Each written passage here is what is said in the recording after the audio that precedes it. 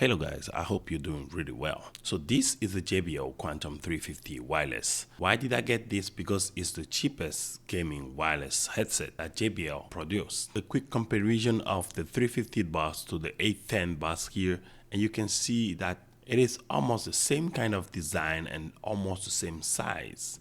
But the JBL Quantum 810 wireless box is much more sturdier and won't crack under pressure, while the box of the 350 wireless can easily be crushed, showing right from the box a very obvious quality difference. And this is also a Discord certified headset, so gaming is supposed to be good on this one too. A quick unboxing to reveal the content of the box, all placed in a tray. First, let's check what's in the little bag. In the bag, we will have a JBL Quantum 350 paperwork. Since JBL believe that we are not getting enough reading, he gave us a bunch of paper. So here you go for your reading. Next is a detachable microphone that is really basic, and you can already expect a lot of static noise over time with this kind of microphone. The windshield on the microphone is still detachable and bound to be lost within a few days of normal usage. The USB cable in this box is not a very well designed one. It is just a simple one, and it is an USB-A to USB-C cable for charging the device. And at last, we will have the JBL USB dongle for pairing the device to your PlayStation, your PC, your Switch, or any other device you would like to. Sitting right in the middle of the tray, we will have the headset that is not really heavy first hand on, and is protected in this long white bag that you have to peel off to actually unveil the headset. The headset itself is a light, very minimalist, very simple, but JBL somehow succeeded into turning this headset in a beautiful looking device. The JBL sign on the top of the headband is engraved in this unibody plastic headband that has this small portion of leather for the headset to sit on your head right underneath the headband. Both speakers on the headset still come with the letter L for left and R for right to help you differentiate sides when you are putting the headset on. Unpeeling the plastic film at the back of each speaker unveil this glossy plastic design that JBL is known for. The glossy plastic part is not fingerprint magnet, but it is definitely dust magnet. Now let's get to the buttons on the headset. On the left headset from the top, we will have the volume control, the microphone muting button that is a level microphone muting with a sound feedback, the USB-C charging port for charging the device, and finally the 3.5mm jack port for the microphone to be inserted in. On the right side, you will only have the power button, and that's the only thing you're going to have here because this device does not have Bluetooth, so there is no Bluetooth button. Put side by side with the JBL Quantum 810, we can already see the size difference, the difference in cables, and the difference in quality. But we won't stop there. First, we need to find out about the weight of each device. The JBL Quantum 350 is about 247.9 grams, while the JBL Quantum 810 wireless is 418.8 grams. Oh, for the 350, we won't forget the microphone, that is 3.7 grams, taking the whole headset to a total of 251.6 grams, still much lighter than the JBL Quantum 810 wireless.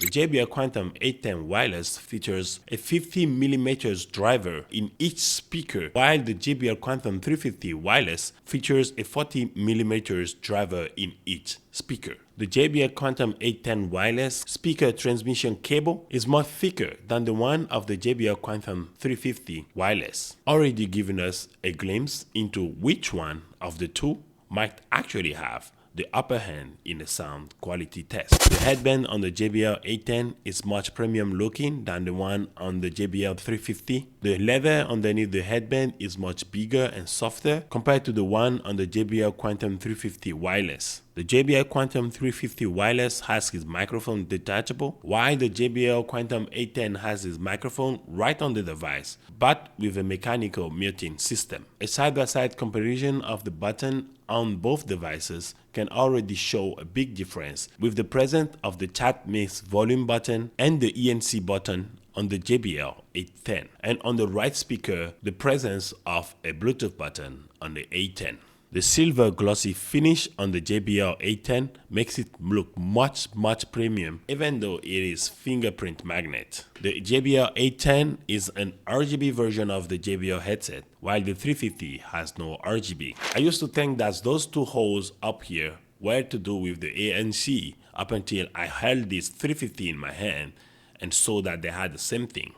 So not ANC at all. The cushion of the speakers on the 350 are very basic and foamy one that does not have any cushiness to it compared to the one on the 810 that has a lot of cushiness even after a year of use. The leather on the speaker of the 810 is really soft and quiet at the touch, while the leather on the 350 feels less soft and looks less premium. The 810 cushion has some kind of puffiness to it to better cover your ears, while the 350 does not have any puffiness to it. It is just foam. But while expanded, the JBL Quantum 350 looks better than the JBL Quantum 810 that looks really huge. Connecting a new JBL device to your computer is very easy. You just have to put this dongle in. But if you already have another JBL device plugged in, the better solution will be pulling it out, plugging the other one in, connecting the device and the computer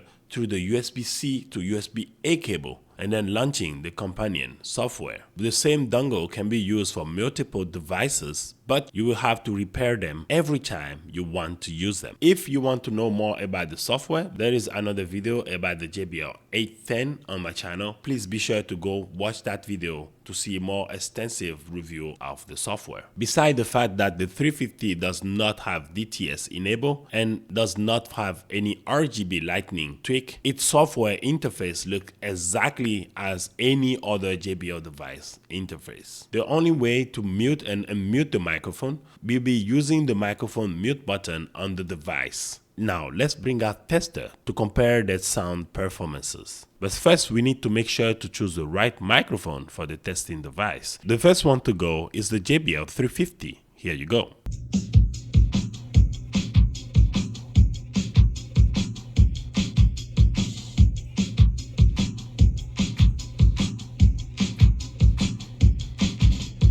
And now it's time for the 810 to show you what it is capable of.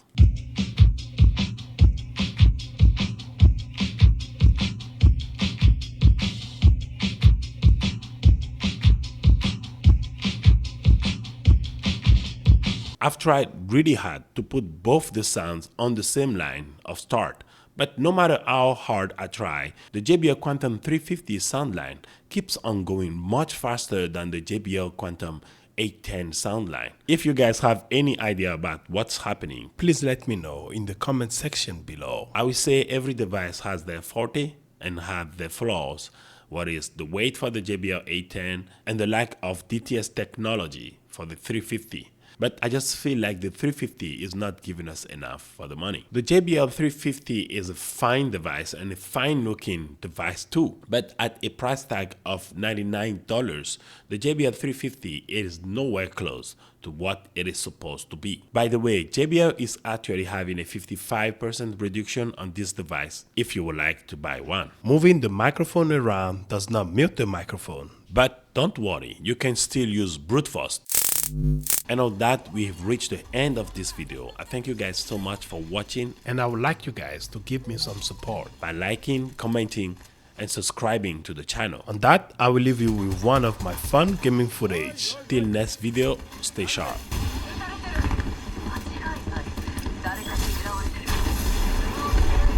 エコーがいい場所を見つけてくれたよ。移動するね。